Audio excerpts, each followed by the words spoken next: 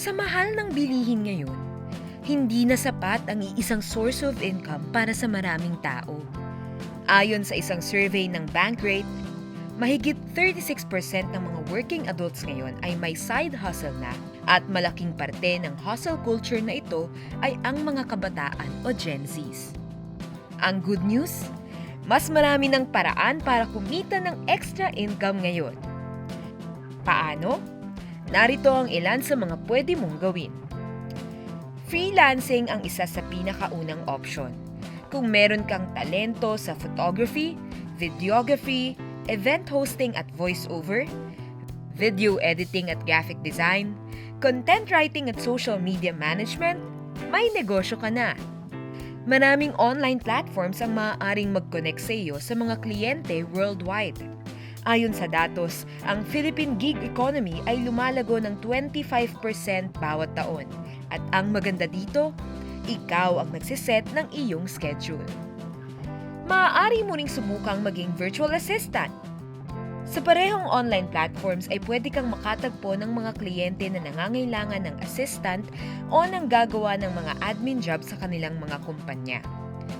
Hindi palaging kailangan na may experience na para dito. Basta meron kang computer or laptop, may internet at marunong ng kahit konting Ingles, ay pwede ka nang makapagsimula. At kung higit sa pagiging beginner ang level ng Ingles na alam mo, pwede ka ring magturo online. May mga websites kung saan pwede kang mag-apply bilang online language teacher.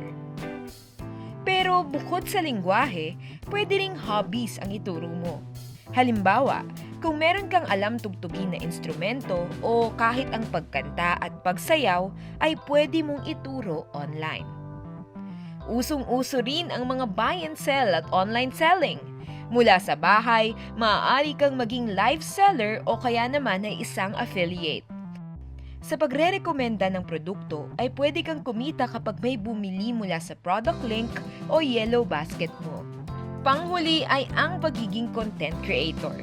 Hindi nga lang agaran ang potensyal na kumita pero kung magiging authentic at patiyaga ka, maaaring ikaw ay maging isa sa pinakasikat na online personality sa bansa.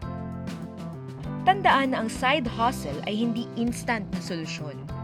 Ang ilan ay tumatagal ng ilang buwan bago mag-gain ng traction. Ang mahalagang paraan para mapanatili ito ay piliin ang isang bagay na may koneksyon sa iyong skills o interes. Hindi lang ang pinakasikat o pinakamalaki ang kita. Dahil kung masaya ka sa ginagawa mo, mas matagal mong mapagtsatsagaan. Sabi nga ng Biblia, gawin sa pag-ibig ang lahat ng iyong ginagawa upang masiguro na